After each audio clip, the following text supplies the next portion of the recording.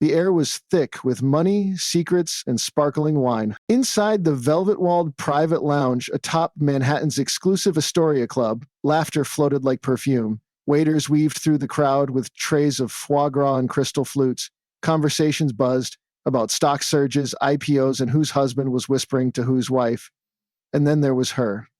Elise Montgomery, 34, poised like a statue sculpted from restraint and rage, her long chestnut hair curled perfectly over one shoulder, her sleek black gown clinging to her like armor. On her arm, Richard, her husband, the ever-smiling banker in a blue Brioni suit who still believed his silence could buy peace. She scanned the room, her brown eyes sharp beneath smoky lids, until they landed on him. Dominic Archer. He stood near the grand piano, surrounded by men who laughed too loudly and women who leaned in too close.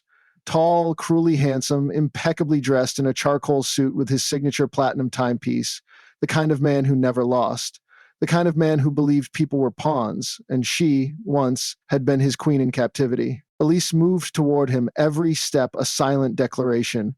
Richard trailed beside her, oblivious. "Dominic," she said, her voice soft like silk cut with steel. He turned, eyes sweeping her slowly, savoring the moment like a predator recognizing a former pet now dressed as a rival.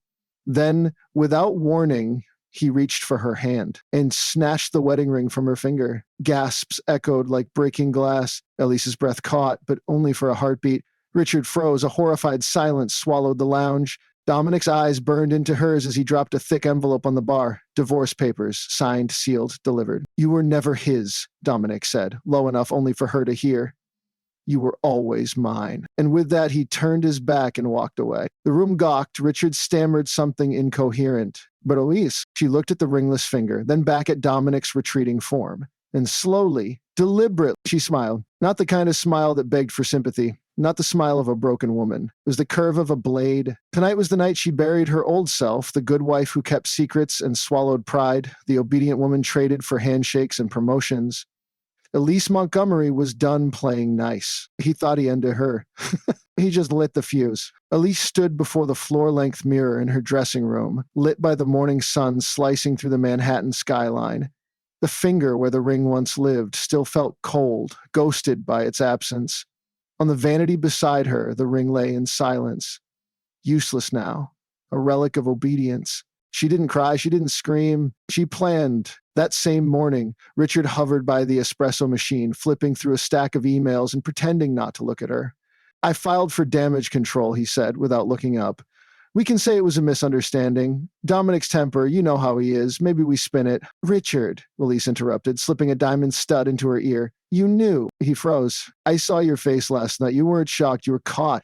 "How long?" "Richard," he set his coffee down too hard. "He promised. He said he could help me make partner. I didn't know he'd humiliate you. It wasn't supposed to happen like that." "No," she agreed, standing. "It wasn't." Richard blinked at her. "What are you going to do?" She walked past him, heels sharp against marble. "Rebuild what I sacrificed for you, and burn everything he built." By noon, Elise sat in a quiet cafe downtown, sipping black coffee and flipping through an old contact list she hadn't opened in years, names that once lit her phone with possibility.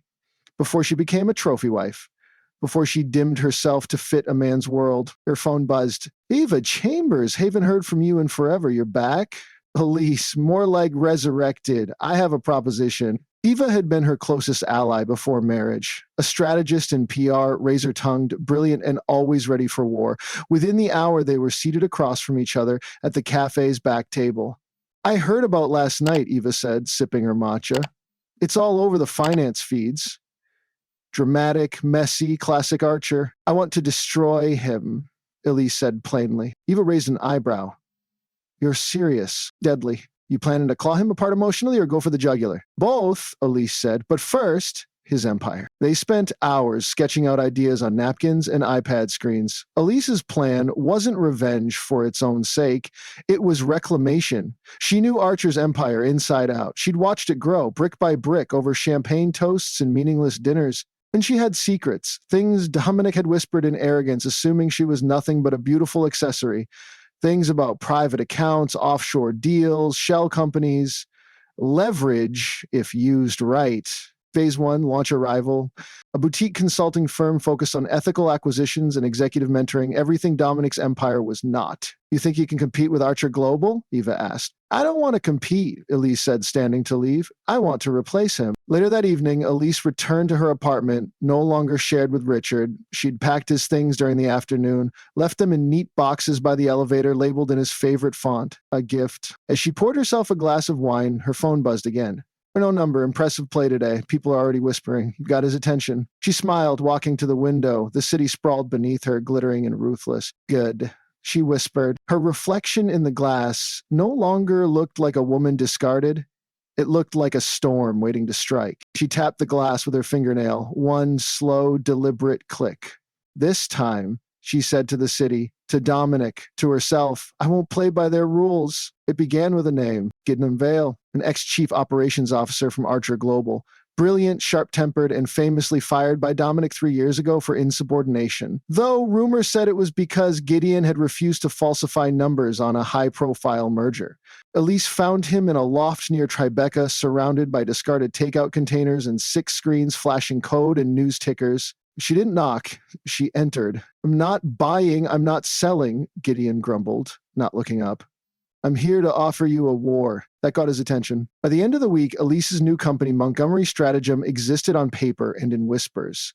They were lean, dangerous, and deeply ambitious. No bloated departments, no flashy ad campaigns, just targeted consulting for the kinds of clients Dominic would kill to keep. She poached his disillusioned staff quietly, one executive at a time. A coffee here, a whispered lunch there. Her name was back in boardrooms, in heated side conversations, in financial blogs and private Discord chats among junior traders. She speaks in interviews, she let them speculate, but not everything was clear. Because while Elise played queen, someone else was already placing knights behind her lines. One night, her assistant burst in, breathless. There's been a leak. Elise didn't flinch. What kind? A rumor that you're using personal connections to manipulate clients, sleeping your way to contracts. It's anonymous, but it's spreading. Classic Dominic. He couldn't touch her through the law, so he'd come for her reputation, the only currency that mattered in this city more than money. Elise exhaled through her nose. He wants me to play dirty. Eva, seated nearby, leaned forward with a half smile. Then maybe it's time we show him what dirty really looks like. It was at a charity gala. Ironic, really, that Elise made her boldest move yet. She wore red. Not a muted shade, not burgundy or wine, no. Blood red. Silk, cut into an asymmetrical silhouette that shimmered every time she moved. Her heels clicked like punctuation. She was impossible to ignore. And Dominic noticed. He was already at the bar, surrounded by investors, laughing that laugh he reserved for people he considered beneath him. But when Ellis appeared at the top of the marble staircase, the room pivoted.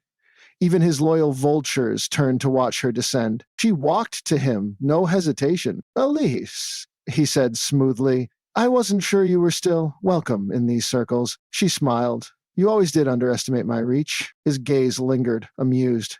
You've been busy? So have you. I noticed the recent downturn in your EU holdings. Rough month. Dominic's jaw tightened, just barely. You came here to gloat? She tilted her head. I came to say goodbye. Goodbye to the version of you that thought I wouldn't bite back. She leaned in then, close enough for only him to hear. Watch your steps, Dominic. The floor is shifting. She left him there. Surrounded, yes, but suddenly alone. The next morning, she received a call from Richard. I need to talk, he said. In person. Elise agreed. Out of curiosity, not sentiment. They met in a quiet hotel bar uptown. He looked smaller than she remembered. Or maybe she was just taller now, metaphorically speaking. Dominic's nervous, Richard said without greeting. You're rattling him. He's been moving assets, calling in favors, even reached out to my firm. So I think he's going to hit back hard. Elise arched an eyebrow. Let him, Richard swallowed. He has things on you. She took a sip of her drink, unbothered. Let me guess. Emails, photos from years ago, something vaguely scandalous and very out of context. I'm saying be careful, Alias. You don't know how far he'll go. She stood. Oh, Richard, she said, brushing past him. That's where you're wrong. 1 week later, Montgomery Stratagem acquired its biggest client yet, Valentech, a fast-growing AI development firm with government contracts. Dominic had been courting them for months. Elise took them in 2 days. Gideon had orchestrated the pitch. Eva sealed it with her network. Elisa simply walked into the boardroom and made them believe. You don't need someone who talks about vision, she told them. You need someone who understands the warrior in and knows how to win it. They sighed by sundown. Dominic responded the only way he knew how. Brute force.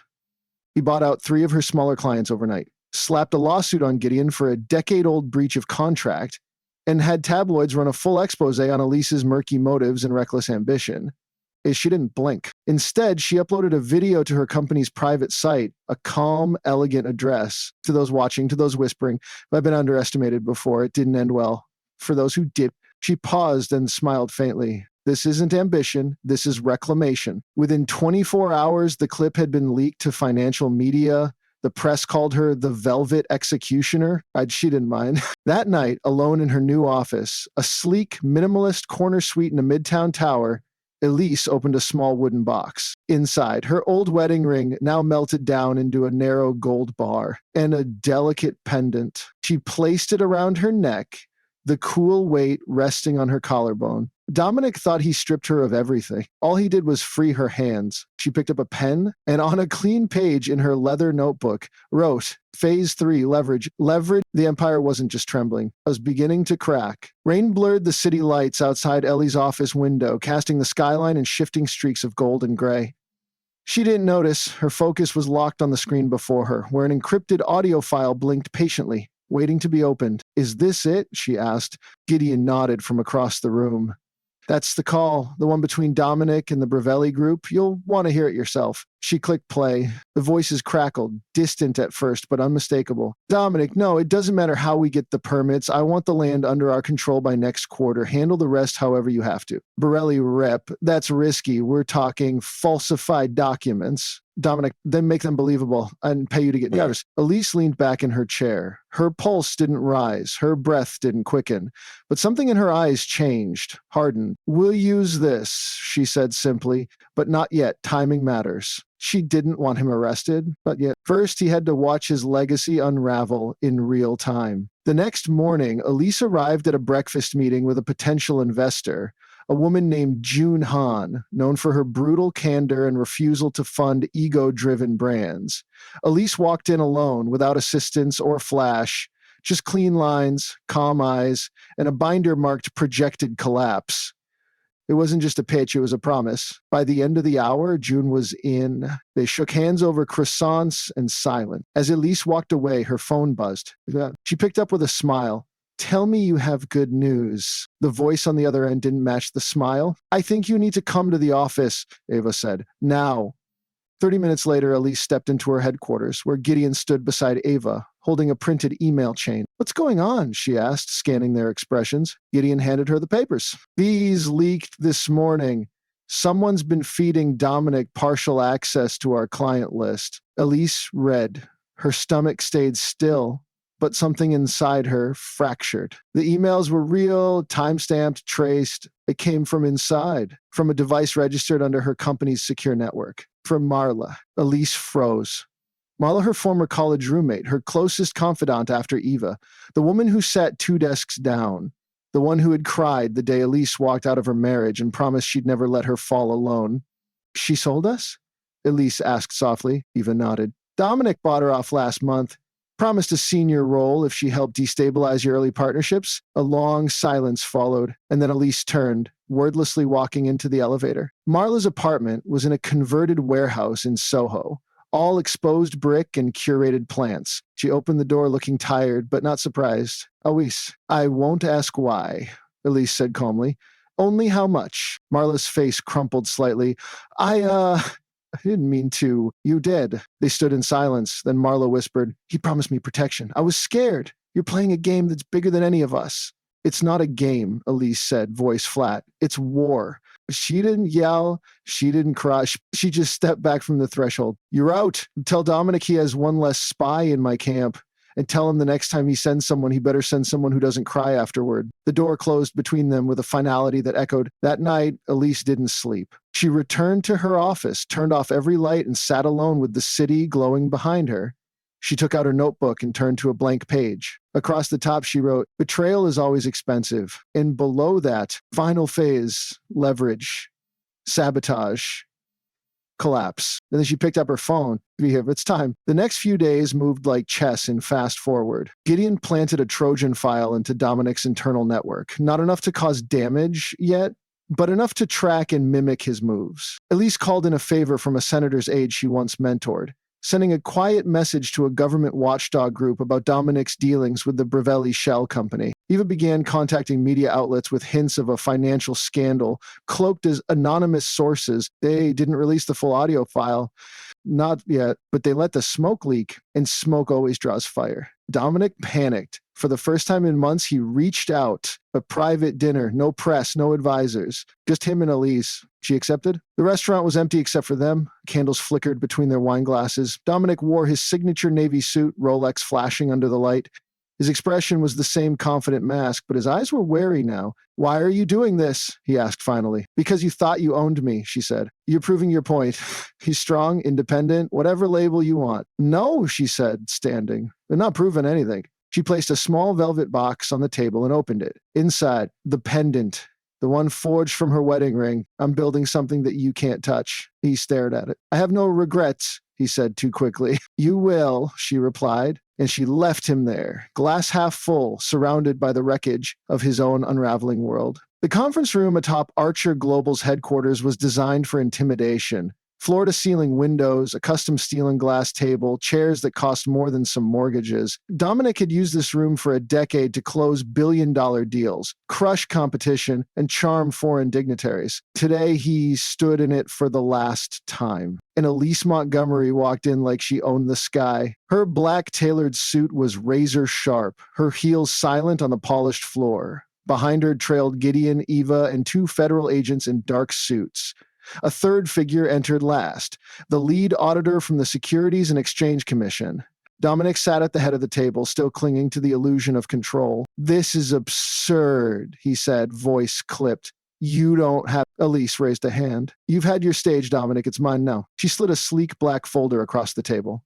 Inside, you'll find records of falsified land deals, shell transactions with the Brevelli Group, and offshore laundering routes traced through 6 countries. Dominic didn't move. "Also included," Elise continued, "is a flash drive with a recording of your call.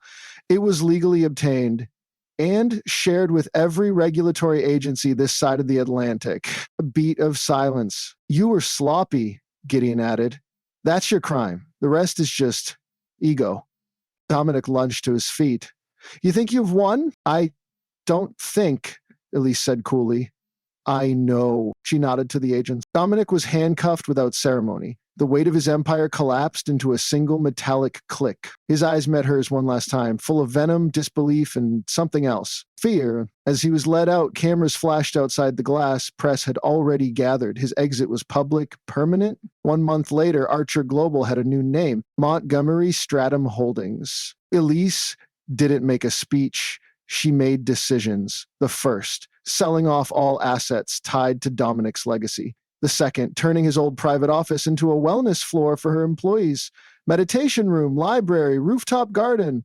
Power wasn't just about acquisition. It was about redesign. On a quiet afternoon, she sat in the chair that once belonged to him, now reupholstered in ivory and gold. A glass of Merlot rested beside her. Outside, the city pulsed with motion, but inside, she was still. Eva entered without knocking, holding a letter. "From the board," she said. "Unanimous approval."